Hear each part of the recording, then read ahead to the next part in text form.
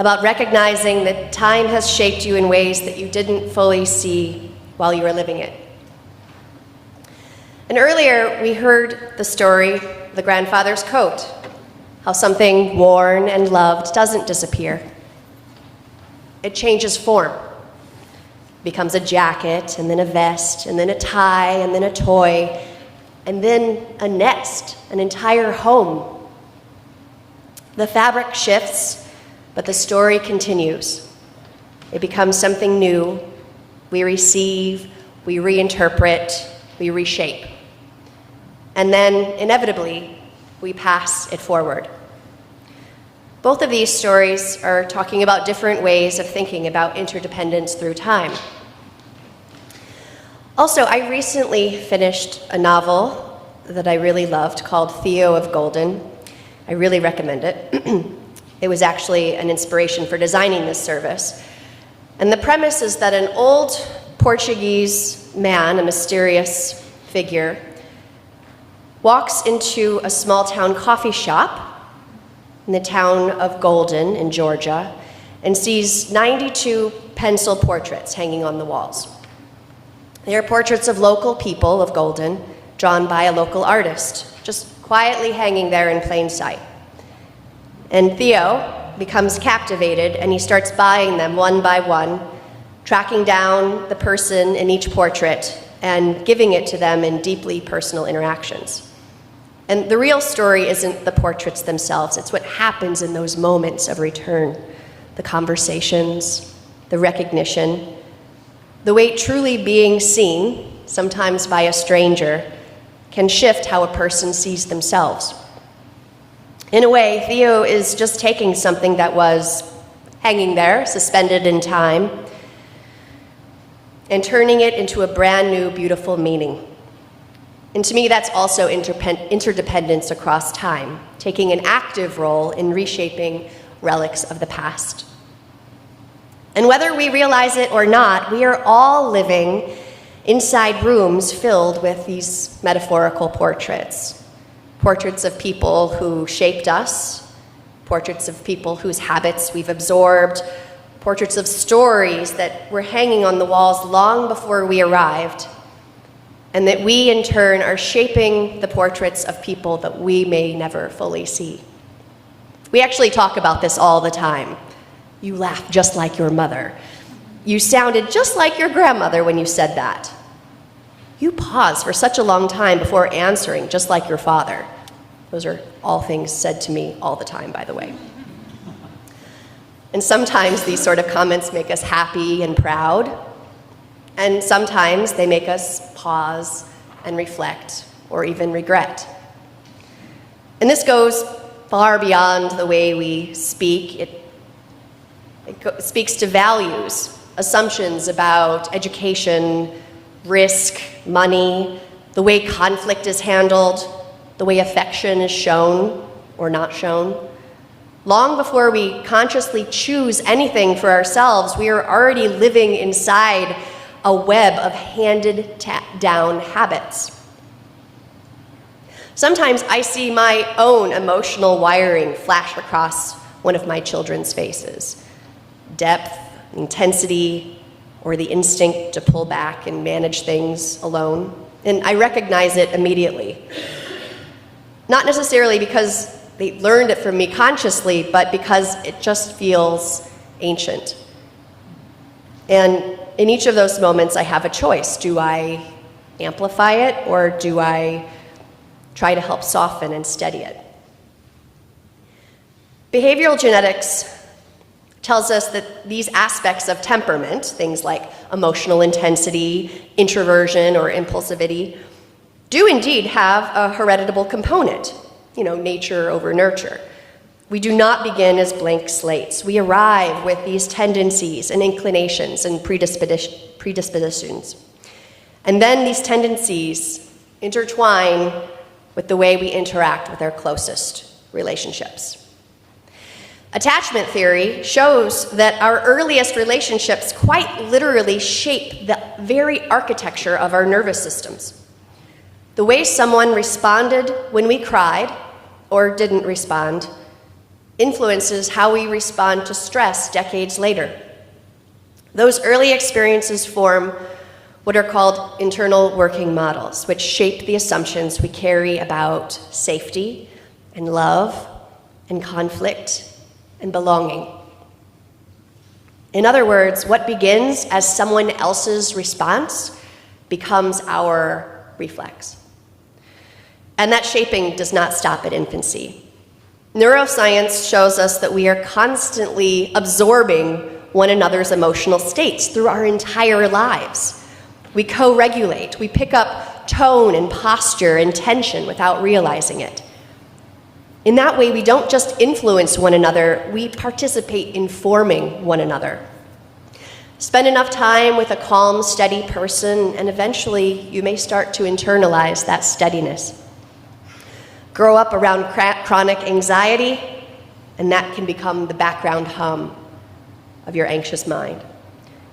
Repeated interactions become instincts, and they shape how we soothe, and how we react, and how we love. Family systems theory suggests that these relational patterns ripple silently but steadily across generations until someone pauses long enough to notice them. What feels normal in one family may have been inherited through many generations back. Some studies even suggest that extreme stress can actually leave biological markers that are passed down through generations. Trauma and resilience can imprint themselves not only psychologically, but physiologically. In other words, sometimes when we react strongly to instability or conflict, we may not be reacting as individuals. We may be reacting as part of a lineage. There's a word that Toni Morrison uses in her novel Beloved, called rememory. It suggests that the past doesn't disappear when we decide that we're done with it. It lingers. It lives in places. It lives in bodies. Even if you forget something, the memory still exists, almost like a landscape that you can walk back into. The past is not sealed off behind us. It is woven into the present.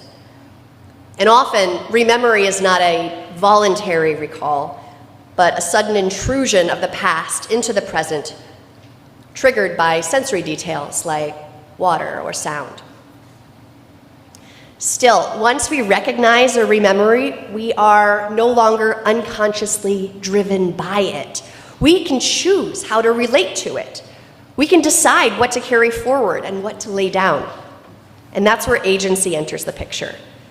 Interdependence across time is not fatalism, it's awareness. It allows us to say, okay, this was handed to me. What do I want to do with it? Identity becomes less about rejecting what came before and more about reshaping with intention. And this can be very hard. There are certain aspects of my childhood that have strongly impacted who I am today, and some I fully embrace, and some I work every day to change. But that's what it is, work. So many of us know this. It is hard, hard work to make those intentional choices, to change hardwired nature. But often, it's the greatest thing we can do for ourselves, and for our children, and for future generations. And certainly this is not just personal, it's cultural. Rememory involves shared communal trauma that persists. Entire nations can carry rememories of triumph and injustice, of migration or exclusion. The civil rights movement did not begin in the 1960s. It was built on centuries of organizing, faith communities, song, and shared courage.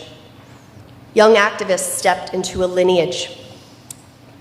They were not self-made heroes, they were heirs to a long interdependent struggle. The same is true of movements for women's suffrage, labor protections, environmental justice, the list goes on. Change unfolds through accumulated influences over time, and we are all a part of that accumulation.